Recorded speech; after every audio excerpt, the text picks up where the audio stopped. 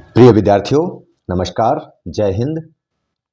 आज हम लोग हल करने जा रहे हैं अभी जो 10 दिसंबर 2024 को कक्षा 10वीं का अर्धवार्षिक परीक्षा का जो पेपर हुआ है सामाजिक विज्ञान का, उसका सेट नंबर इसमें दिया है हमारे पास 10-11।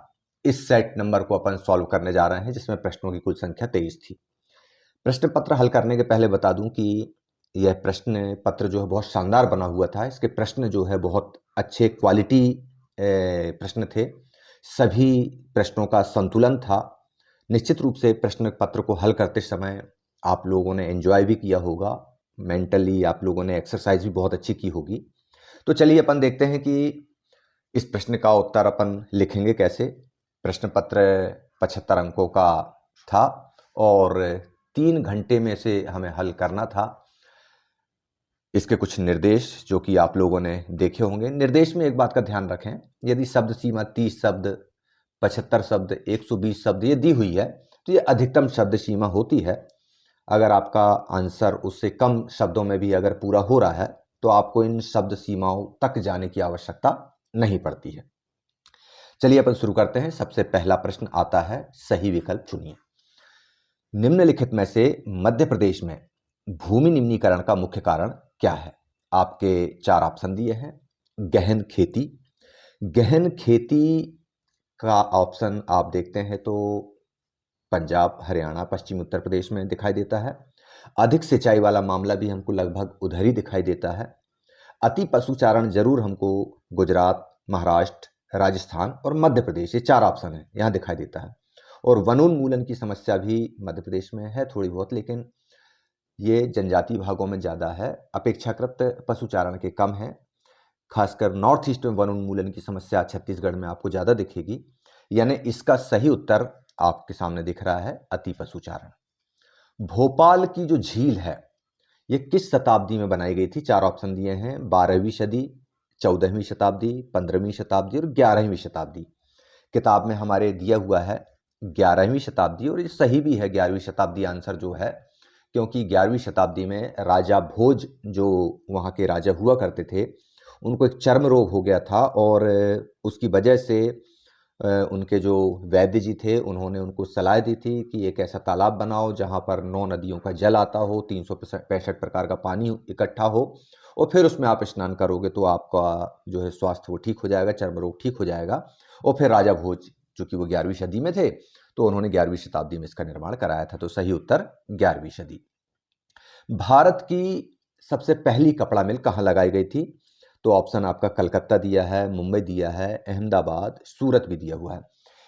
डेफिनेटली भारत में पहली कपड़ा मिल कलकत्ता में लगी थी।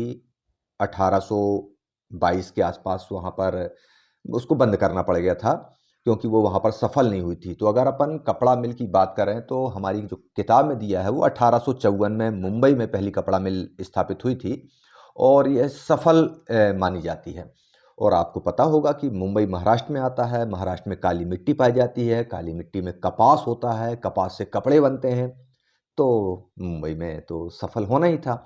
कलकत्ता में फेल क्यों कर गई थी? क्योंकि कलकत्ता वाला जो एरिया है वो पटसन या जूट के उत्पादन के लिए ज़्यादा सूटेबल है।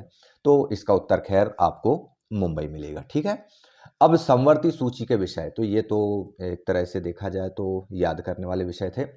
इसमें पहला ही ऑप्शन दिया हुआ है शिक्षा। शिक्षा समवर्ती सूची का विषय है। कैसे आप लोग देख सकते हैं कि जो सरकारी विद्यालय हैं राज्यों के अधीन हैं, वे राज्य सरकार चलाती हैं। नवोदय विद्यालय, केंद्रीय विद्यालय, रेलवे विद्यालय, सैनिक विद्यालय, ऐसे तमाम जो विद्यालय हैं वो केंद्र सरकार भी चलाती है। तो शिक्षा देने का काम केंद्र सरकार भी करती है और राज्य सरकार भी करती है। लेकिन अगर हम विदेशी मामलों की बात करें तो विदेशी मामले पूरी तरीके से कौन देखता है? केंद्र सरकार देखती है। रक्षा केंद्र सरकार देखती है, संघ सूची के विषय हैं ये दोनों। पुलिस जो है वो राज्य सूची का विषय है। तो समवर्ती सूची का विषय कहलाएगा शिक्षा। अगला प्रश्न अपन देखते हैं यहां पर, भारत का सबसे कम साक्षरता वाला राज्य कौन सा है? ये दिए गए ऑप्शंस में अगर अपन बात करते हैं कि जो ऑप्शन दिए गए उनमें केरल, आपकी किताब के आधार पर अपन देखते हैं तो केरल सर्वाधिक साक्षरता वाला राज्य है। लेकिन बिहार की जब हम बात करते हैं तो सबसे कम साक्षरता वाला राज्य बिहार है। ये वाला हमको कहाँ मिलता है क्वेश्चन? इसके बारे में जानकारी अर्थशास्त्र वाला पार्ट आप पहले याद करो, विकास। विकास वाले अध्याय में केरल, बिहार और हरियाणा के बारे में कॉम्परेटिव टेबल दिया हुआ है, वहीं पर इसका आपको उत्तर मिल जाएगा। द्वितीय क्षेत्र की गतिविधि कौन सी है, ये भी अर्थशास्त्र का प्रश्न है, जो कि अर्थशास्त्र का अध्याय 2, भारतीय अर्थव्यवस्था के क्षेत्रक। कपड़े बुनना, कपड़े बुनना जो है वो द्वितीय क्षेत्र की गतिविधि आएगी, क्योंकि कृषि जो है वो प्राथमिक क्षेत्र की गतिविधि है, डेयरी भी प्राथमिक क्षेत्र की गतिविधि है, बैंक सेवाएं तृतीय क्षेत्र की हैं, तो इसका उत्तर होगा कपड़ा बुनना। अब आते हैं अपन खालिस्तान भरो पर। लेटराइट शब्द ग्रीक भाषा के खालिस्तान शब्द से लिया गया है, तो इसका उत्तर है लेटर शब्द से। ग्रीक भाषा का लेटर शब्द है जिसका मीनिंग ईंट होता है, ईंट जैसे रंगों वाला, तो वो लेटराइट हो जाती है। सरिस्का बाघ रिजर्व जो है वो भारत के किस राज्य में है, तो इसका उत्तर राजस्थान। राजस्थान में सरिस्का बाघ रिजर्व बनाया गया है, वहीं भैरवगढ़ डाकऊ परियोजना भी है। इस तरह से हम देखते हैं कि राजस्थान के लोग जो है वन्य जीवों के लिए ज़्यादा सेंसिटिव और इमोशनल होते हैं। जैसे विष्णुई समाज का वो जो काला हिरण वाला मामला है, उससे आप लोग वाकिफ होंगे। अगला प्रश्न थोड़ा सा कंफ्यूजिंग भी है, और देखते हैं क्या है। दिल्ली में हौज खास का निर्माण खालिस्तान ने करवाया था। अब एनसीईआरटी की जो हमारी कक्षा 10 की किताब है, उसमें जो वाक्य लिखा हुआ है जल संसाधन के अंतर्गत कि 14वीं सदी में इल्तुतमिश ने सीरी फोर्ट में हौज खास का निर्माण कराया। तो अब मुझे तो इस वाक्य में टाइपिंग मिस्टेक दिख रही है, क्योंकि 14वीं सदी में इल्तुतमिश दिल्ली का सुल्तान था ही नहीं। इल्तुतमिश का समय जो है वह है 1210 से स्टार्ट होता है, और लगभग 1236 तक उसका समय हमको मिलता है। यानी इतने समय तक उसने दिल्ली पे राज किया, और 1210 से 1236 का जो समय है वो 13वीं शताब्दी का आरंभ कहलाएगा, ना कि 14वीं शताब्दी। और उसने जो हौज बनवाई थी, जो पानी का टंकी, बड़ी वाली टंकी बनवाई थी, उसको हौज शमसी कहा गया है। और इसके बारे में एक कहावत भी है कि इल्तुतमिश को रात में सपने में मोहम्मद पैगंबर आए और उन्होंने बताया कि फलानी जगह पर मेरे घोड़े के पैर पड़े और उसकी वजह से वहाँ से जल निकल पड़ा, तू वहाँ जाके देख, वहाँ एक झरना निकलेगा और वहाँ पे तालाब बनवा। इल्तुतमिश वहाँ गया और वहाँ पर उसने तालाब बनवा दिया और उसको नाम दिया गया हौज ए शमसी। 14वीं शताब्दी में फिर क्या हुआ कि अलाउद्दीन खिलजी आए, तो हौज ए शमसी जो है वो जीर्ण शीर्ण हो गया, स्थिति ठीक नहीं थी, तो उन्होंने उसकी मरम्मत करा दी। तो लेकिन तब भी वो नाम तो उसका हौज ए शमसी ही था। हौज ए शमसी से 6 किलोमीटर दूर दिल्ली में सीरी फोर्ट, जो अलाउद्दीन खिलजी ने अपनी कैपिटल प्लेस बनाई थी, वहां पर उसने हौज खास का निर्माण कराया। तो ये वाला क्वेश्चन का आंसर आपकी किताब के अनुसार जाओगे तो इल्तुतमिश लिख लो, लेकिन ये सही उत्तर नहीं है। दिल्ली में हौज खास का निर्माण अलाउद्दीन खिलजी ने ही करवाया था। इस संबंध में मैं शिक्षकों से भी अनुरोध करूंगा कि आप अपने स्तर से अगर हो सके तो संबंधित अधिकारियों को सूचित करें और बताएं कि ये थोड़ा सा करेक्शन हो जाएगा, तो बच्चों को सही जानकारी मिलने लगेगी। क्योंकि एनसीईआरटी की एक दूसरी किताब है जिसमें लिखा हुआ है इल्तुतमिश 1210 से 1236 तक रहा है। चलिए ठीक है, इसके बारे में अपन देखेंगे। मैं भी प्रयास करूंगा पत्र वगैरह लिखने की, अपने स्तर से सूचित भी किया है हमने। अगला खाली स्थान है, बेल्जियम में कितने प्रतिशत लोग जर्मन बोलते थे। तो बेल्जियम में 3 भाषा बोलने वाले लोग थे कुल, डच, फ्रेंच और जर्मन, जिसमें जर्मन बोलने वालों की संख्या 1% थी, फ्रेंच की 40% थी, और 59% लोग डच बोलते थे। तो इस तरह से जर्मन बोलने वाले लोग 1% थे। भारत में स्थानीय सरकारों में कितने पदों पर महिलाओं को आरक्षण दिया गया है।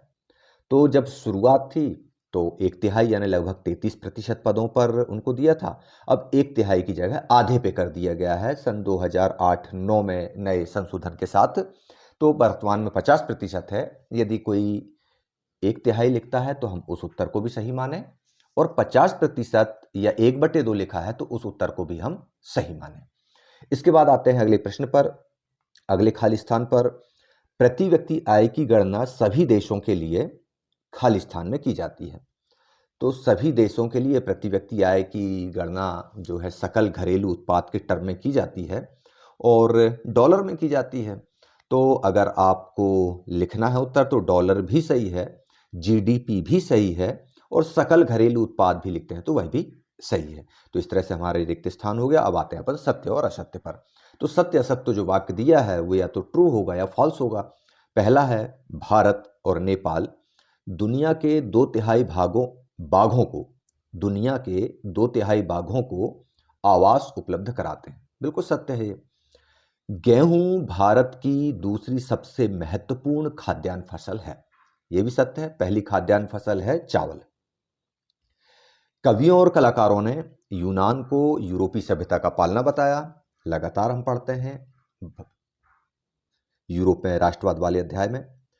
महात्मा गांधी ने 79 विश्वस्त वॉलेंटियर के साथ नमक यात्रा शुरू की। यह असत्य है क्योंकि साबरमती आश्रम से गांधी जी ने 78 विश्वस्त वॉलेंटियर्स के साथ में यात्रा शुरू की थी, ना कि 79। संघीय शासन व्यवस्था में शासन का एक स्तर होता है। यह भी असत्य होगा क्योंकि संघीय शासन व्यवस्था में शासन के 2 या 2 से अधिक स्तर भी हो सकते हैं। 2 स्तर तो मिनिमम होते ही, एक केंद्र सरकार का और एक राज्य सरकार का। लेकिन अगर एक स्तर हो जाता है तो फिर वह संघीय शासन व्यवस्था नहीं होगी, वह एकात्मक शासन व्यवस्था हो जाएगी। अतः 5वां असत्य होगा। भारत में बैंक जमा का केवल 15% हिस्सा नगद के रूप में बैंक अपने पास रखते हैं। निश्चित रूप से ये जो 15% हिस्सा है, ये इसी को हम मांग जमा भी कहते हैं, यानी छठवां जो विकल्प है यह सत्य है। अगला प्रश्न अपन जाते हैं सही जोड़ी बनाइए। सही जोड़ी में आपके सामने 6 ऑप्शन दिए हैं, खंड आ में और खंड बा में दूसरे दिए हैं, हमको मिलाना है। चिपको आंदोलन जो है वो उत्तराखंड में था। उत्तराखंड हिमालयी एक राज्य है, यानी यहाँ पर देखते हैं हिमालय दिया है, यदि उत्तराखंड दिया होता तो उत्तराखंड लिखते। तो पहले चिपको आंदोलन का सही उत्तर है दा हिमालय। दूसरा ऑप्शन है सरदार सरोवर बांध। सरदार सरोवर बांध के सामने हम देखते हैं तो नर्मदा नदी दिख रहा है, यानी सरदार सरोवर बांध नर्मदा नदी पर बनाया गया है। तो इसका सही उत्तर होगा आ नर्मदा नदी। ज्यूसेपे गैरिबाल्डी जो थे वो एक नाविक थे, नाविक। यूरोपीय संघ का मुख्यालय ब्रसेल्स में है, ब्रसेल्स। और ये ब्रसेल्स जो है ये कहाँ की राजधानी है? बेल्जियम की कैपिटल प्लेस है, राजधानी है। श्रीलंका के बारे में सामने जब हम देखते हैं तो उससे रिलेटेड सी बौद्ध धर्म आ रहा है, यानी सिंगली भाषा भाषी बोलने वालों का धर्म जो था वह बौद्ध धर्म था। तो श्रीलंका का उत्तर होगा बा बौद्ध धर्म। संगठित क्षेत्र कारखाना अधिनियम, निश्चित रूप से कारखानों में काम करने वाले लोगों के लिए एक अधिनियम बना है ताकि उनको किसी तरह की असुरक्षा या असुविधा ना हो। तो संगठित क्षेत्र का उत्तर आएगा सामने सही जोड़ी में कारखाना अधिनियम। तो चौथा प्रश्न हो गया। 5वां प्रश्न, एक वाक्य में उत्तर लिखिए। भारत का कुल भौगोलिक क्षेत्रफल कितना है? तो भारत का कुल भौगोलिक क्षेत्रफल जो है 32.8 लाख वर्ग किलोमीटर है। 32 लाख वर्ग किलोमीटर भी कोई लिखता है तो उत्तर सही होगा। बंगाल की किस नदी को शोक की नदी कहा जाता है? जल संसाधन वाला अध्याय है। चित्र बना हुआ है एक और उसमें थोड़ा सा बॉक्स के अंदर लिखा हुआ है कि दामोदर नदी है। उत्तर भी आपके सामने दिख रहा है कि बंगाल का शोक दामोदर नदी को कहते हैं। भारत का मैनचेस्टर किसे कहते हैं? तो भारत में मैनचेस्टर का आगमन औद्योगिकरण का युग इतिहास में पढ़ते हैं। ये आपको इस किताब में कहीं नहीं मिलेगा कि भारत का मैनचेस्टर किसे कहते हैं, लेकिन ये टीचर्स को बताना होता है कि मैनचेस्टर शब्द अगर आया है तो उसका भारत में भी उपयोग किया गया। आपको एक बात बता दूं, अभी जो कोर्स चल रहा है एनसीईआरटी की किताबें पढ़ रहा हूं, उसके पहले मध्य प्रदेश माध्यमिक शिक्षा मंडल की पाठ्यपुस्तक निगम की किताब आती थी। उसमें बड़ी डिटेल से दिया हुआ है कि उत्तर भारत का मैनचेस्टर कानपुर को बोलते थे, भारत की कपड़ा राजधानी मुंबई को बोलते हैं और भारत का मैनचेस्टर अहमदाबाद को कहते हैं। तो सामाजिक विज्ञान के विद्यार्थी तो ठीक पढ़ रहे हैं, शिक्षक भी इन किताबों का जरूर देखें रेफरेंस, ताकि बच्चों को मैनचेस्टर शब्द आता है तो उससे रिलेटेड अधिकतम जानकारी दे सकें। तो भारत का मैनचेस्टर अहमदाबाद को कहते हैं। विश्व के कितने देशों में संघीय शासन व्यवस्था है? तो विश्व के जो 193 से अधिक देश हैं उनमें से केवल 25 देशों में संघीय शासन व्यवस्था पाई जाती है। अगला प्रश्न जाते हैं हम। संविधान में हिंदी के अलावा कितनी भाषाओं को अनुसूचित भाषा का दर्जा दिया गया है? संविधान की जो 8वीं अनुसूची है उसमें कुल 22 भाषाओं को अनुसूचित भाषा का दर्जा दिया गया है, लेकिन प्रश्न क्या बोल रहा है? हिंदी के अलावा। तो अब 22 में से एक हट गई हिंदी, अब हिंदी के अलावा कितनी बची? 21। तो उत्तर आएगा 21 भाषाओं को। डेफिनेटली थोड़ा सा आपका इसमें दिमाग का उपयोग करना था। अच्छे होशियार बच्चों ने भी हो सकता है कहीं मिस्टेक कर दी हो, तो ऐसे प्रश्नों को देखकर लगता है कि जब भी हम प्रश्नों का उत्तर दें तो प्रश्न को बहुत अच्छे से पढ़ लें और थोड़ा सा देखें कि क्या थोड़ा सा अंडरस्टैंडिंग लेवल का प्रश्न है या नहीं। अगला प्रश्न, बहुराष्ट्रीय कंपनियों द्वारा किए गए निवेश को क्या कहते हैं? तो बहुराष्ट्रीय कंपनियां एक से अधिक राष्ट्रों में अपने पैसे का निवेश करती हैं, तो अलग अलग देशों में करती हैं, विदेशों में जाकर निवेश करती हैं, तो इसको कहेंगे विदेशी निवेश। तो इस तरह से ये 30 अंक के प्रश्न हमारे पूरे हो जाते हैं। अब आते हैं अपन 2 अंक का प्रश्नों पर, और जो पहला प्रश्न है प्रश्न क्रमांक 6, जैव विविधता किसे कहते हैं? तो आप लोग सोचिए, आप जिस घर में रहते हैं उस घर में कुत्ता, बिल्ली, छिपकली, मच्छर, कीटाणु, जीवाणु, कॉकरोच, सब अलग अलग प्रकार के प्रजातियों के ये जीव जंतु पाए जा रहे हैं ना। ये आपके एक छोटे से घर की ये पोजीशन है, एक छोटे से घर की ये स्थिति है। अब आप ये सोचो कि उस घर को अगर अपन बहुत एक बड़ा प्रदेश बना लें, आपके घर की दीवारों को हटा दें और वहाँ पर पूरे आसपास के लगभग एक लंबे क्षेत्र में अपन देखें सारे घरों को हटाने के बाद में, तो वहाँ प्राकृतिक वनस्पतियाँ हो जाएंगी, प्राकृतिक जीव जंतु तो एक ही प्रकार के जानवर तो रहेंगे नहीं। अलग अलग प्रकार के जंगली जानवर, सूक्ष्म जीव, बैक्टीरिया, जीवाणु, पेड़ पौधे सब मिलकर रह रहे हैं। तो ये सारे लोगों की जो उपस्थिति है, यानी विविध प्रकार की प्रजातियों की एक किसी प्राकृतिक प्रदेश में उपस्थिति जैव विविधता कहलाती है। समझ में आ गई ना? जैव यानी जीवन और विविधता यानी वैरायटी। तो कितने प्रकार की बायोडायवर्सिटी वहां मिलती है, ये उत्तर आप लिख सकते हैं बहुत आसानी से कि किसी प्राकृतिक प्रदेश में विभिन्न प्रकार की जीव जंतुओं एवं पादपों की प्रजातियां यदि उपस्थित हैं तो उसे हम जैव विविधता कहते हैं। इसके बाद अथवा में अवर्गीकृत वन दिया है। तो वनों को 3 प्रकार से क्लासिफाइड किया हुआ है। पहला आरक्षित वन, दूसरा रक्षित वन। अब अवर्गीकृत मतलब जिनका कोई वर्गीकरण नहीं किया, तो आरक्षित और रक्षित के बाद जो वन बचे वो अनक्लासिफाइड हो गए, यानी अवर्गीकृत फॉरेस्ट, अवर्गीकृत वन कहलाए। ये ऐसे वन होते हैं जो प्रायः है बंजर भूमि वाले क्षेत्र रहते हैं, झाड़ियाँ वाड़ियाँ होती हैं और सामान्य व्यक्तियों और समुदायों के अधीन होते हैं। सरकार भी इसको थोड़ा बहुत देख सकती है। यहाँ पर मवेशी चराने, पेड़ काटने, यहाँ के आने जाने में कोई प्रतिबंध नहीं होता। यानी ऐसे वन जिन तक पहुंचना दुर्गम नहीं सुगम होता है, जिन तक पहुंचना दुर्गम नहीं होता है, सुगम होता है, और जहां आने जाने की छूट होती है, वो कहलाते हैं अवर्गीकृत वन। प्रश्न क्रमांक 7वां, प्रोजेक्ट टाइगर क्या है, इसकी शुरुआत कब हुई? और इसके नीचे ठीक दिया हुआ है वन्य जीव संरक्षण अधिनियम 1972 के प्रावधान। प्रोजेक्ट टाइगर क्या है? नाम से समझ में आ रहा है कि टाइगर यानी बाघ, बाघों को बचाने के लिए, बाघों के संरक्षण के लिए बनाई गई योजना को प्रोजेक्ट टाइगर कहते हैं। और इसका उद्देश्य केवल और केवल बाघों को बचाना नहीं, बल्कि पूरी एक बायोडाइवर्सिटी, पूरी जैव प्रजाति जो जिसके साथ बाघ जीवित रह सके, उसको बचाने की भी एक मुहिम है। और इसकी शुरुआत 1973 में हुई।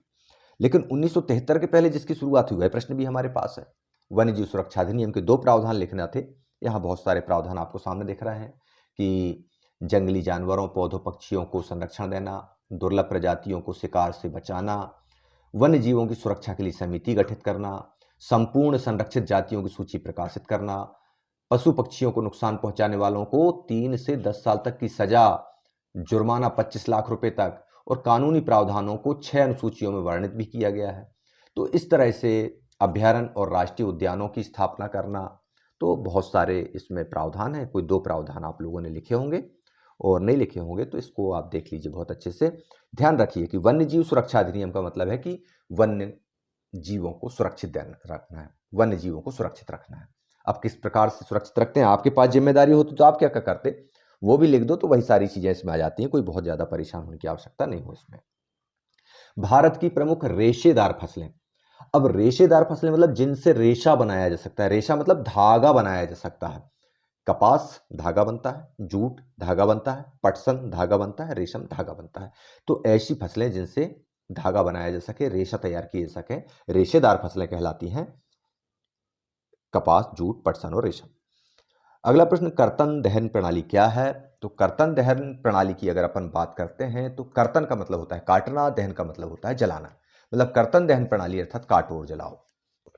जब किसान जंगलों को काट कर उनको जला देता है, जो राख बचती है उस राख में अपने परिवार के भरण पोषण के लिए बीज डाल के उनको उगा लेता है।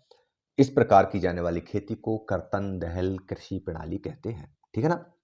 अब अगला प्रश्न है, भारत की खाद्य फसल का नाम बताओ और यह पैदा होती है कहाँ, उन क्षेत्रों का विवरण दो। वाणिज्यिक खेती की दो विशेषताएं बताओ। तो यहां पर एक टेबल हमने बनाई है। भारत की खाद्य फसलें कौन कौन सी हैं? चावल है नंबर 1, फिर गेहूं है, ज्वार, बाजरा, रागी, मक्का, ये मोटे अनाज हैं। इसके अलावा मूंग, अरहर, मटर, चना, ये दालें हैं लेकिन है तो खाद्य फसलें। तो अब एक खाद्य फसल का नाम बताना है तो आप किसी भी 7, 8, 9 इसमें दी हुई इनमें से बता दो और उनको पाए जाने वाले क्षेत्र। तो ये जो वितरण दिया हुआ है आपको, इसके बारे में बता सकते हैं। और अच्छे नंबर लेना हो तो भारत का नक्शा आप हाथ से छोटा सा ड्रॉ करें और उसमें आप जैसे अपन ने इस तरह से ड्रॉ किया भारत का नक्शा और इस तरह से अपन ने उसमें दर्शा दिया कि ये पंजाब वाले एरिया में पाई जाती है चावल की फसल। थोड़ी बहुत चावल पंजाब में क्या है, वाणिज्यिक फसल है, जबकि उड़ीसा वाले एरिया में यह जीविका निर्वाह कृषि है। इस तरह से जीविका निर्वाह उपज है, इस तरह से आप दर्शा सकते हो। उपरोक्त में से कोई भी एक खाद्य फसल के बारे में आप देख सकते हैं। अब वाणिज्यिक कृषि की प्रमुख विशेषताएं। वाणिज्यिक कृषि मतलब वे फसलें, वे उस प्रकार की खेती जिसमें लोग अपनी आजीविका के लिए नहीं, अपना जेब भरने के लिए, अपनी पेटी भरने के लिए खेती करते हैं। गांधी जी ने पहले वाले पाठ में कहा है ना कि मनुष्य की प्रकृति के पास में सब कुछ है पेट भरने के लिए, ना कि पेटी भरने के लिए। लेकिन ये जो वाणिज्यिक कृषि है ये पेटी भरने के काम में आती है। मतलब किसी भी खेती से, मतलब इस खेती से ऐसी फसलें प्राप्त होती हैं जिनको सीधे बाजार में बेचकर नगद प्राप्त किया जाए। अब इसकी प्रमुख विशेषताओं की बात अगर हम करें तो वाणिज्यिक कृषि में एक ही प्रकार की फसल को अपन एक बहुत बड़े क्षेत्र में लगाते हैं, इसको रोपण कृषि भी कहते हैं। दूसरा, अब इन फसलों से चूंकि लाभ कमाना है, खाने में उपयोग नहीं होना है, तो इसमें हम बहुत ज़्यादा केमिकल्स यूज़ करते हैं, पेस्टिसाइड्स यूज़ करते हैं, इंसेक्टिसाइड्स यूज़ करते हैं, यह आ जाएगा दूसरा। तीसरा, अब चूंकि वाणिज्यिक कृषि है तो गांव में तो बिकेगी नहीं, ये डेफिनेटली उद्योगों के लिए जाएगी। तो यह उद्योगों के और किसानों के बीच में इंटरफेस का काम भी करती है और इससे तृतीय क्षेत्र को बड़ा बढ़ावा मिलता है कनेक्टिविटी के विकास में और परिवहन में। तो आप वाणिज्यिक कृषि को भी समझ गए हैं बहुत अच्छे से और उसके बारे में लिख सकते हैं, लिखा भी होगा आपने। नेपोलियन संहिता से आप क्या समझते हैं और 1815 में कौन सी शक्तियां थीं जिन्होंने नेपोलियन को हराया था? तो ये प्रश्न आपको कक्षा 9 में याद आया होगा। फ्रांसीसी क्रांति में जब अंत हो रहा था तो नेपोलियन के बारे में लिखा था कि नेपोलियन जो है वो कन्वेंशन का बॉस बना, डायरेक्टरी का, और इसके बाद में फिर वो आगे बढ़ा और उसने 1804 में एक 1804 में उसने एक नागरिक संहिता लागू की। और हम ये जानते हैं कि 1804 की नागरिक संहिता ने जन्म आधारित विशेषाधिकारों को समाप्त किया और इससे न केवल न्याय के समक्ष समानता स्थापित हुई बल्कि संपत्ति के अधिकार को भी इसने सुरक्षित किया। ये थोड़ा सा एक संपत्ति के अधिकार वाला मामला नेपोलियन की संहिता में समानता वाला अपन नहीं मानते, ये थोड़ा सा अलग है। और एक महिलाओं को वोटिंग का अधिकार भी नेपोलियन की संहिता में नहीं दिया गया है। ये 2 पॉइंट्स उसके नेगेटिव है, बाकी काम उसने बहुत अच्छा किया था। अब आता है नेपोलियन को हराया किस किसने। तो इसको याद करने का जो एक साधारण फार्मूला हम लिखते हैं वो है PARB।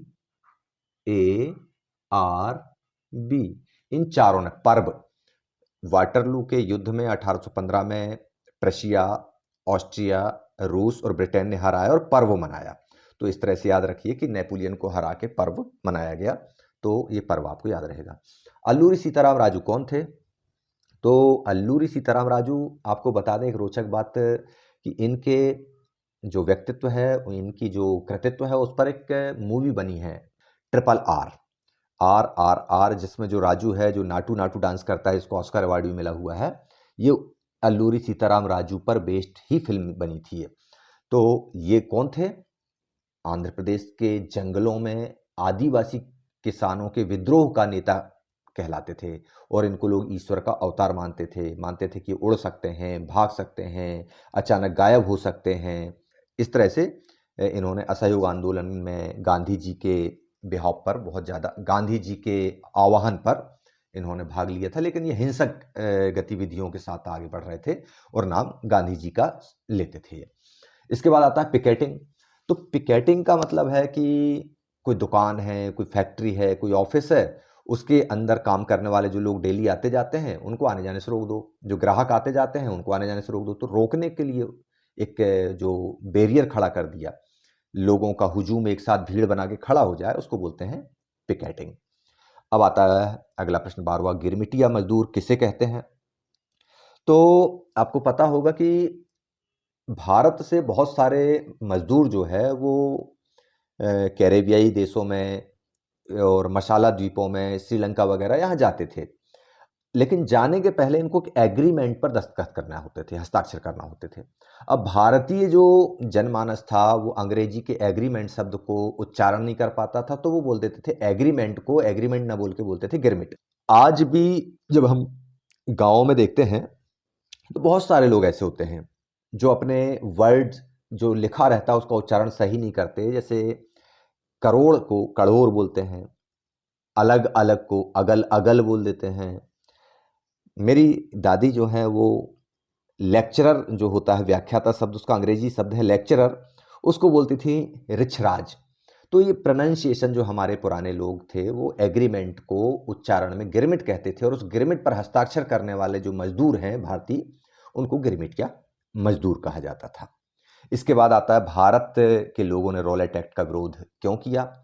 तो भारत में रॉलेट एक्ट लाया गया था भारत के राष्ट्रवादी आंदोलन को रोकने के लिए, क्योंकि उसी समय रूस में साम्यवादी शासन व्यवस्था स्थापित हो रही थी। भारतीय लोग वहाँ के साम्यवाद से प्रभावित थे और भारत में भी वैसे ही प्रभाव चाहते थे। ब्रिटिशर्स को लगता था ये लोग उनसे मदद ना ले लें। सरदार भगत सिंह के बारे में आप लोगों ने सुना है कि जब उनको शहीदी दी जा रही थी तो उन्होंने किताब भी जो ली थी वो लेनिन की ली थी। तो ब्रिटिशर्स को लगता था इनको हिटलर से, लेनिन से मदद मिलती है, तो इसलिए वो राष्ट्रवादी घटनाओं को, राष्ट्रवादी आंदोलन को कुचलने के लिए इस एक्ट को लेकर आए थे, जिसमें किसी भी व्यक्ति को शक के आधार पर गिरफ्तार किया जा सकता था, और उसकी ना तो कोई अपील सुनी जाती, ना दलील सुनी जाती, ना वो वकील लगा सकता था, और 2 साल या उससे अधिक उसको जेल में डाला जा सकता था। तो इसीलिए भारतीय लोग विरोध कर रहे थे। अब आता है अगला प्रश्न, आलू का अकाल। प्रश्न क्रमांक 13। आलू का जो अकाल है ये अपन देखते हैं भूमंडलीकृत विश्व का बनना में, कि अमेरिका के आलू ने यूरोप को बहुत ज़्यादा निर्भर बना लिया अपने ऊपर। और ऐसी स्थिति जब आयरलैंड में हुई 1840 के दशक में, यानी 1845 से 1849 के बीच में, कोई बीमारी आई और आलू की फसल खराब हो गई। अब लोगों को आलू खाने को नहीं मिला तो भुखमरी का शिकार हो गए, और इसमें 10 लाख लोग मारे गए। इसको ही आलू अकाल कहा जाता है। अगला प्रश्न है, सर हेनरी मॉर्टन स्टैनली कौन थे? तो सर हेनरी मॉर्टन स्टैनली के बारे में आपको बता दूं कि एक अमेरिकी खोजी पत्रकार थे, जो न्यूयॉर्क हेराल्ड, जो आज भी एक अखबार है जो चल रहा है, उसके प्रतिनिधि के रूप में काम करते थे, उसके पत्रकार थे। और ये अफ्रीका गए हुए थे। उस समय क्या होता था कि अफ्रीका को लूटने की होड़ मची हुई थी, लेकिन अफ्रीका के बारे में जानते नहीं थे लोग कि अंदर क्या है वहाँ पर। एक अननोन कॉन्टिनेंट था वो लोगों के लिए। तो इस तरह से मिशनरियों के माध्यम से ये लोग जाया करते थे। तो किसी मिशनरी के साथ हेनरी मॉर्टन भी लग लिए और चले गए, और अफ्रीका के जंगलों में जाके खो भी गए। फिर बाद में जब और लोग गए तो इनको ढूंढा ढांढा और मिले, ये बड़े अस्त व्यस्त स्थिति में मिले। और फिर जब बाद में मिले तो इन्होंने अफ्रीका के बारे में बहुत सारी जानकारियां दी, और जिसकी वजह से अफ्रीका के बहुत सारे हिस्सों में अमेरिकियों को आसानी गई वहाँ के संसाधनों के उपभोग करने के लिए। तो हेनरी मॉर्टन स्टैनली एक बहुत महत्वपूर्ण व्यक्ति था अमेरिका के लिए अफ्रीका में। अब आते हैं अगला प्रश्न, सत्ता के क्षैतिज वितरण को समझाइए। और दूसरा प्रश्न है नियंत्रण और संतुलन की व्यवस्था से क्या आशय है। तो ये एक ही प्रश्न के दो विकल्प बना दिए इनने। सत्ता का जो क्षैतिज वितरण है उसी को जब अपन आगे बढ़ा देते हैं तो वो नियंत्रण और संतुलन में जाता है। तो सत्ता का क्षैतिज वितरण यानी एक ही स्तर पर सत्ता के शासन के 3 अंग हैं, विधायिका, कार्यपालिका, न्यायपालिका, और इनमें सत्ता का बंटवारा होता है और ये जो है एक ही अंग पर रहकर अपनी अपनी शक्ति का उपयोग करते हैं और इसी को सत्ता का क्षैतिज वितरण कहते हैं। लेकिन जब ये अपनी शक्तियों का उपयोग करते हैं तो हम देखते हैं कि न्यायपालिका की नियुक्ति भले कार्यपालिका कर रही है, कार्यपालिका भले ही विधायिका से निकल के आ रही है, लेकिन इसके बावजूद भी विधायिका में बनाए गए नियमों कानून को लागू करने का काम करती है कार्यपालिका, और कार्यपालिका द्वारा नियम कानून जो बनाए गए हैं उन पर अंकुश बनाने का काम करती है न्यायपालिका, और न्यायपालिका को अगर कहीं पर असमर्थ पाते हैं वहाँ के तो उस पर नियंत्रण का काम करती है विधायिका। तो इस तरह से तीनों स्तर एक दूसरे पर नियंत्रण भी रखते हैं, तीनों एक दूसरे पर संतुलन भी बनाते हैं, इसलिए हम इसको कंट्रोल एंड बैलेंस की जो व्यवस्था है वो भी कहते हैं। अगला प्रश्न हमारे पास आता है प्रश्न क्रमांक 15। सांप्रदायिकता से आपका क्या आशय है और धर्मनिरपेक्ष राज्य किसे कहते हैं। इसके प्रश्न के उत्तर में हम देखते हैं कि धर्म बहुत अच्छी चीज़ है, धर्म खराब चीज़ नहीं है, लेकिन धर्म या पंथ या संप्रदाय जब अपना धर्म संप्रदाय को दूसरे धर्म और संप्रदाय से श्रेष्ठ मानने लगे, और ना कि वो श्रेष्ठ मानने लगे बल्कि यह प्रयास भी करें कि दूसरे धर्म और संप्रदाय के ऊपर हम हमारी विचारधारा थोपने लगे, दूसरे संप्रदाय का दुष्प्रचार करें, दूसरे संप्रदाय का निरादर करें और उसके विरुद्ध उठकर खड़े हो जाएं।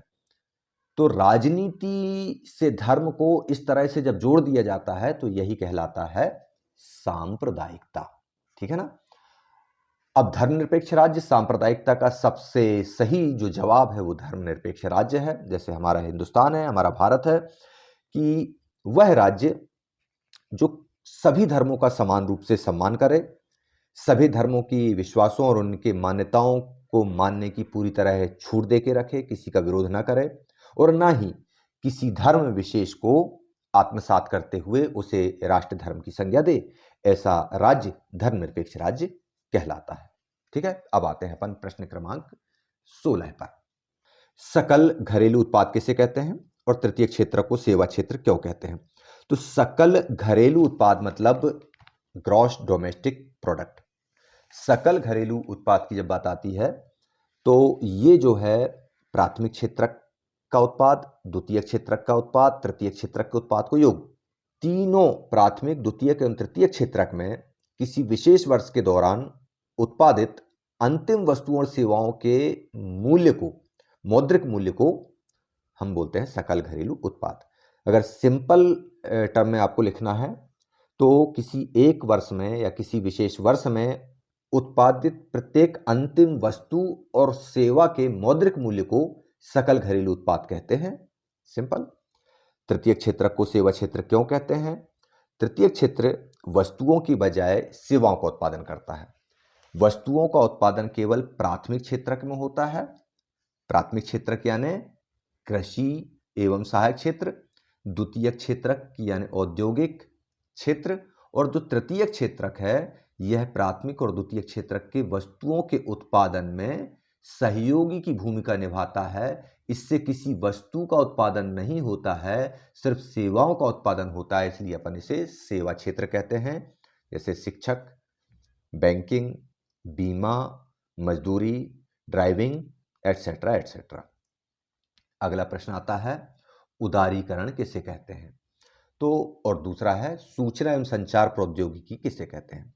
तो उदारीकरण मतलब यह टर्म जो है इतिहास से ना लेकर के, इतिहास में उदारवाद दिया है, उदारवादी, कंफ्यूज मत होइएगा। हिस्ट्री का टर्म है रूढ़िवाद, उदारवाद और रेडिकल, आमूल परिवर्तनवाद, लेकिन ये जो है अर्थशास्त्र का टर्म है। भारत ने 1991 से उदारीकरण की प्रक्रिया को अपनाया। उदारीकरण का मतलब है कि जब किसी देश की सरकार विश्व से व्यापार करने के लिए सारे अवरोधों और प्रतिबंधों को हटाने लगे तो बस उसी प्रक्रिया को हम कहते हैं उदारीकरण। जैसे मान लो ये कोई देश है जहाँ पर कोई बहुराष्ट्रीय कंपनी अपना प्रोडक्ट बेचने के लिए या अपनी कोई इकाई स्थापित नहीं कर सकती फैक्ट्री, तो इस देश के द्वारा बाहरी अन्य देशों से आने वाली वस्तुओं के लिए, आने वाले उत्पादन इकाइयों को स्थापित करने के लिए जब अपनी सरकारी नीतियों में परिवर्तन कर ले और सारे अवरोध और प्रतिबंध को हटा ले, तो इस प्रक्रिया को बोलेंगे हम उदारीकरण। सूचना एवं संचार प्रौद्योगिकी की बात करें तो वर्तमान समय में कंप्यूटर, इंटरनेट, इनके द्वारा जो सूचनाओं का आदान प्रदान बड़ी इजीली और फास्ट वे में हो रहा है, इसी तकनीक को हम सूचना एवं संचार प्रौद्योगिकी कहते हैं। प्रश्न क्रमांक 18, ब्रिटेन की महिला कामगारों ने स्पिनिंग जेनी मशीन पर हमला क्यों किए? विक्टोरिया कालीन ब्रिटेन में उच्च वर्ग के लोग हाथों से बनी चीजों को तरजीह क्यों देते थे? तो इसका उत्तर हम देखेंगे कि ब्रिटेन में जेम्स हरग्रीव्स जिसने कताई मशीन बनाई थी जिसका नाम था स्पिनिंग जेनी। तो जो स्पिनिंग जेनी जो थी वो कताई की प्रक्रिया को इतनी तेज करती थी कि वह कम समय में ज़्यादा काम कर लेती थी, और इसकी वजह से हुआ क्या कि एक मशीन लगभग 12 से 15 मजदूरों का काम अकेले कर देती, तो वो 12-15 मजदूर बेकार होने लगे। जब वो बेकार होने लगे, चूंकि कताई का काम सामान्य तौर पर महिलाएं करती थीं या महिलाएं घर में रहती थी तो उनके हस्बैंड लोग करते थे, तो वो लोग बेरोजगार होने लगे। तो महिलाओं को बेरोजगारी की आशंका आने लगी कि ये जो स्पिनिंग जेनी मशीन अगर चलेगी तो हम बेरोजगार हो जाएंगे, तो इसलिए ये मशीनों पर हमले करने लगे। अगला प्रश्न है, विक्टोरिया काल में उच्च वर्ग के लोग हाथ से बनी चीजों की तरजीह क्यों देते थे? तो विक्टोरिया काल के लोग ही नहीं, आज भी हैंडीक्राफ्ट का कितना महत्व है। बनारसी साड़ियाँ जो हाथ से बनती हैं, चंदेरी साड़ियाँ जो हाथ से बनती हैं, बाग प्रिंट, हाथ से बनी हुई चीजों को उच्च वर्ग के लोग आज भी पसंद करते हैं। मशीन से बनी चीज चूंकि कॉमन होती है, वो सबके लिए अवेलेबल होती है, तो उच्च वर्ग के लोग अपने आप को थोड़ा हटके दिखाना चाहते हैं कि हम रिच हैं, हम क्वालिटी वाले हैं, तो वो ऐसी चीज लेते हैं जो किसी के पास ना मिले। तो बहुत सारे जो उत्पाद होते थे वो हाथ से ही तैयार होते थे। मशीनों से उस समय क्या था कि मशीन का जो पैटर्न होता था वो एक ही उत्पाद बड़ी संख्या में बनाते थे, आजकल की तरह थी नहीं, वो शुरुआती दौर था। तो एक ही डिजाइन और आकार की चीजें मिलती थी जो सारे लोगों के पास उपलब्ध हो जाती। तो जो अमीर लोग थे, उच्च वर्ग के लोग, वो चाहते थे कि हमारे पास कुछ हटके चीज हो, तो वो हाथ से बनी हुई कुल्हाड़ियाँ, हथौड़े और तमाम प्रकार के नक्काशीदार बर्तन कपड़े वगैरह ये इस्तेमाल करते थे। तो इसीलिए वो लोग हाथ से बनी चीज़ों का ज़्यादा उस पर ध्यान देते थे, ज़्यादा तरजीह देते थे। प्रश्न क्रमांक 19, हमें ऋण के औपचारिक स्रोतों को बढ़ाने की जरूरत क्यों है और मुद्रा के 3 कार्य लिखिए। तो औपचारिक स्रोतों को बढ़ाने की जरूरत इसलिए है क्योंकि अनौपचारिक स्रोत बहुत ज़्यादा ब्याज देता है। अनौपचारिक स्रोत में 5% का अगर ब्याज है तो वो मंथली देना पड़ेगा, यानी 12 60% हो जाएगा वार्षिक, और यहाँ 3-4% में औपचारिक स्रोतों में हमको मिल जाते हैं बैंक वगैरह से, तो इसलिए भी जरूरी है। फिर इसके अलावा उच्च ब्याज दर के अलावा सभी उधार लेने वालों के सामने विभिन्न कठिन परिस्थितियों को भी उत्पन्न करने वाली शर्त रख देते हैं कि तुम ये जमीन गिरवी रख दो या कम कीमत पर बेचो या बेगारी करो, तमाम तरह की चीजें जो है अनौपचारिक क्षेत्र में जो धन उधार देते हैं वो करते हैं। और औपचारिक क्षेत्र में ऐसा कुछ नहीं है, दस्तावेज पे साइन करो, टाइम पे नहीं दे पा रहे तो टाइम पीरियड और बढ़ा लो। इसलिए औपचारिक स्रोतों को बढ़ाने की आवश्यकता है। अनौपचारिक क्षेत्र के जो कर्जदाता हैं, ऋणदाता हैं, वो कर्जदारों के साथ अच्छा व्यवहार भी नहीं रखते, बड़ा दोयम दर्जे का व्यवहार करते हैं। ऐसे तमाम चीज़ें आपको देखने में मिलती हैं। जबकि औपचारिक स्रोतों के कामकाज की निगरानी के लिए रिजर्व बैंक बना हुआ है, केंद्रीय बैंक भारत का। अनौपचारिक स्रोत के ऋणदाताओं के लिए कोई ऐसी गतिविधि का सिस्टम डेवलप नहीं है। भारत में औपचारिक स्रोत अभी भी ग्रामीण क्षेत्रों की आवश्यकता से आधा ही ऋण के रूप में प्रदान करता है। तो इसको बढ़ाने की आवश्यकता है ताकि लोग ऋण जाल में न फंसें और बहुत ही इजी वे में लोन ले सकें, अपनी साख का निर्माण करें। इसलिए औपचारिक स्रोत का दायरा बढ़ाने की आवश्यकता है। मुद्रा के 3 कार्य लिखिए। मुद्रा के पहले क्या होता था? वस्तु विनिमय होता था। तो वस्तु विनिमय में बाधा थी कि आवश्यकता का दोहरा संयोग होना चाहिए। तो मुद्रा के बारे में पहला कार्य है मुद्रा मुद्रा की तरह कार्य करती है। दूसरा, मुद्रा लेन देन में सहयोग करती है। तीसरा, मुद्रा आवश्यकता के दोहरे संयोग को खत्म करती है। चौथा, मुद्रा वस्तु और सेवा को खरीदने में आसानी होती है। चौथा, मुद्रा मध्यवर्ती की भूमिका निभाती है। पांचवा, मुद्रा से वस्तु या सेवा के मूल्य मापन में आसानी होती है। ऐसे बहुत सारे आप पॉइंट लिख सकते हैं, इसमें केवल 2 लिखना था आपको, इसमें केवल 3 लिखना था आपको। अगला प्रश्न है प्रश्न क्रमांक 20, जो 3 अंक का है। भारतीय संविधान में केंद्र और राज्यों के बीच विधायी अधिकारों किस प्रकार बांटा गया है? संविधान संघीय शासन व्यवस्था की 3 विशेषताओं का वर्णन कीजिए।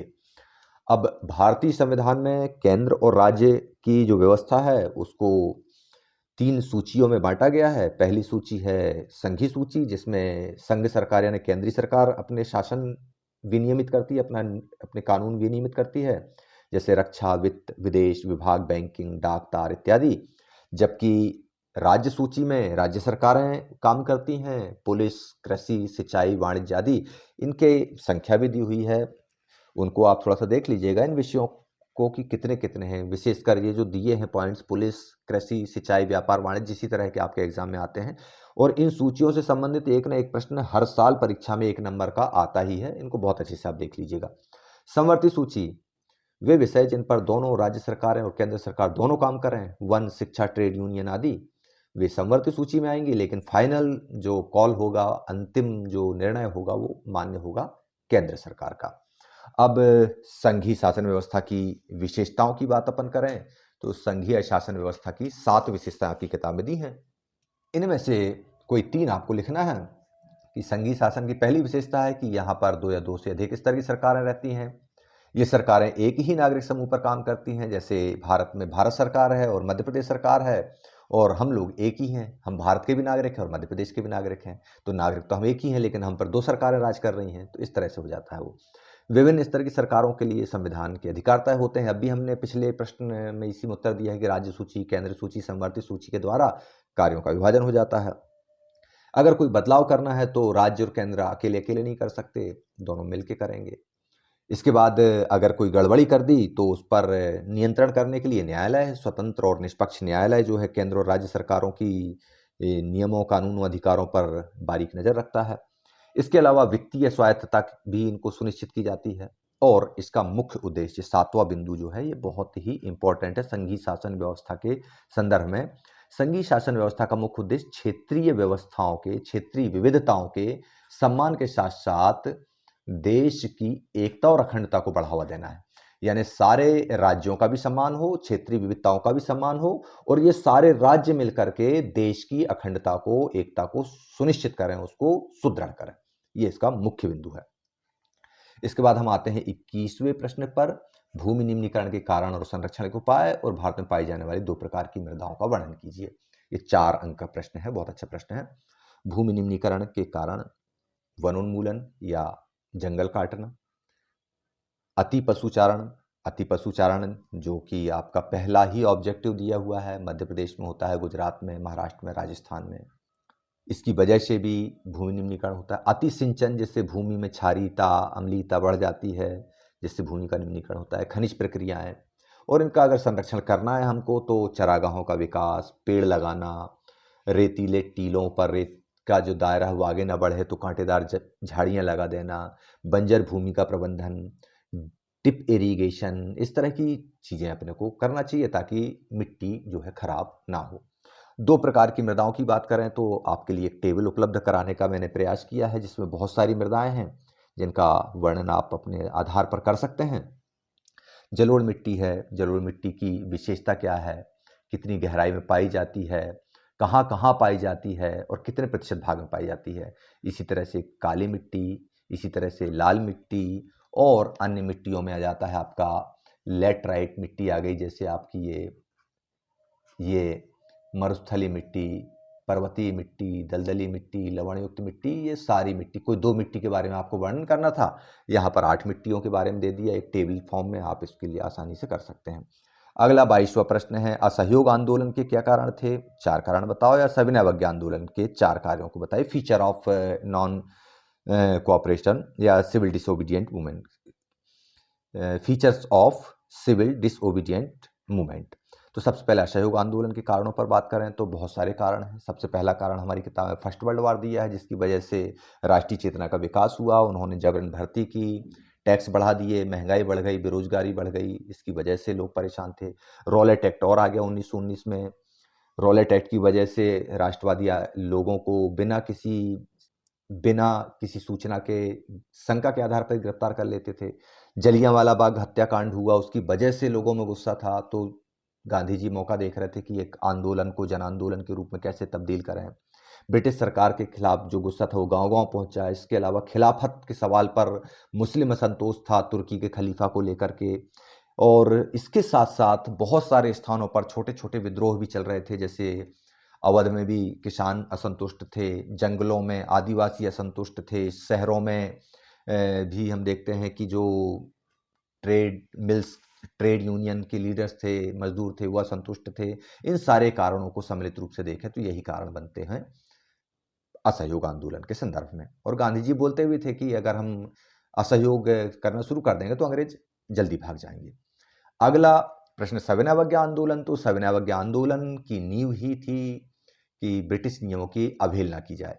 साइमन कमीशन आया, साइमन कमीशन में एक भी भारतीय नहीं था उसके 7 मेंबरों में, तो लोगों को बुरा लगा और गांधी जी ने इस आंदोलन की घोषणा कर दी। इरविन को 11 मांगों का एक पत्र लिखा। जब इरविन ने नहीं माना तो 1930 में गांधी जी साबरमती आश्रम से निकल पड़े और इस आंदोलन की शुरुआत कर दी नमक कानून तोड़कर। तो इसके प्रमुख फीचर थे नमक कानून का उल्लंघन, पूर्ण स्वराज की मांग, पृथक निर्वाचिका की समाप्ति, महिलाओं की बढ़ती भागीदारी, विदेशी वस्तुओं का बहिष्कार, स्वदेशी वस्तुओं को बढ़ावा देना। इस तरह से इसके ये फीचर थे।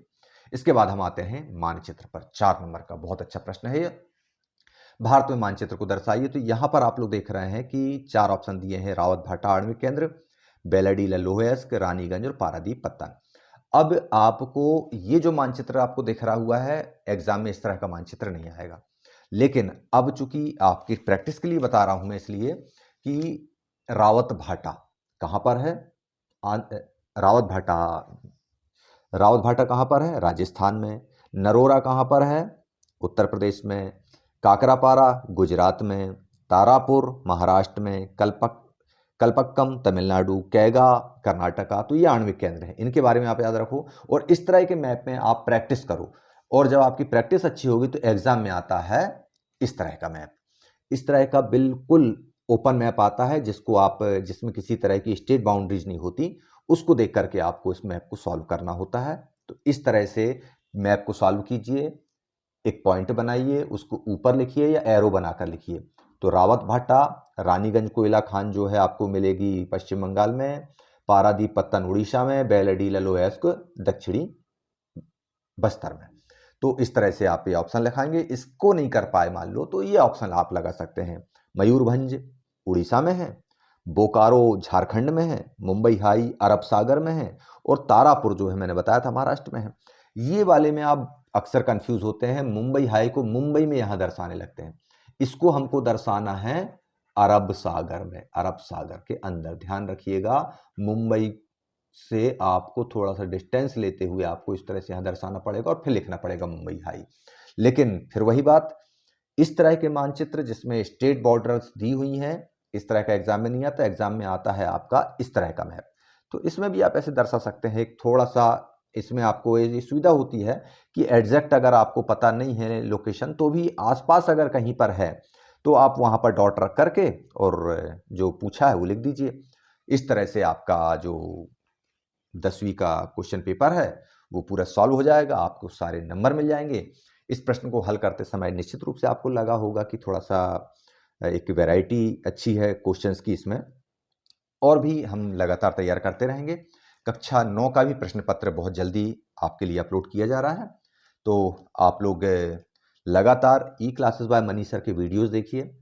वीडियोस को लेकर के एक और चीज़ मैं बोल रहा हूँ कि अगर आपको किसी भी टॉपिक में कोई कंफ्यूजन है, कोई दिक्कत आ रही है, तो आप कमेंट बॉक्स में लिखिए इसके कि ये वाला आप समझा दीजिए। तो मैं कोशिश करूंगा कि उस टॉपिक पर आपसे सीधी चर्चा कर सकूं और उस टॉपिक पर अपन बातचीत कर सकें, या आपसे चर्चा करने का, लाइव करने का टाइम मेरे को नहीं मिल पाता है, तो इसलिए मैं उसके बारे में एक वीडियो जारी कर सकूं। किसी भी टॉपिक पे आपको लग रहा है कोई कंफ्यूजन हो, आपकी समझ में नहीं आ रहा हो, तो हम प्रयास करेंगे। निश्चित रूप से हमारा लक्ष्य यही है कि केवल 10वीं पास नहीं होना है हमको, चूंकि 10वीं की जो एनसीईआरटी की किताब है वह बेस है आपके आगे की तैयारियों के लिए। आप 11 से मैथ्स लेके पढ़ो, बायो लेके पढ़ो, कॉमर्स लेके पढ़ो, या आपके ऊपर डिपेंड करता है। लेकिन 6 से लेकर 10th तक की जो सोशल साइंस है वो जीएस में काम में आती है। आप PSC, UPSC, state civil services या अन्य कोई भी तैयारियां करेंगे तो उसमें आपको ये चीज़ें आना ही आना है। आप इससे भाग नहीं सकते यदि आप अपने एक अच्छे करियर की तैयारी करने के लिए आगे बढ़ रहे हैं तो अगर ऐसा है तो आप चैनल को सब्सक्राइब करें। कुछ दिक्कत आए तो कमेंट बॉक्स में लिखें, अपन मिलकर उसको हल करेंगे। सामाजिक विज्ञान में 100 में से 100 अंक लेने का मिशन चलाना है हमको, मिशन 100%। तो आप लोग लिखिए कमेंट बॉक्स में कितने बच्चे कितने तैयार हैं 100% अंक लेने के लिए सामाजिक विज्ञान में। तो चलिए अगला कंटेंट आपके सामने आए उसके पहले मैं चलता हूं उसको तैयार करने के लिए। आप लोग देखते रहिए क्लास बाय मनीष सर। मुझे इजाजत दीजिए। जय हिंद, जय भारत।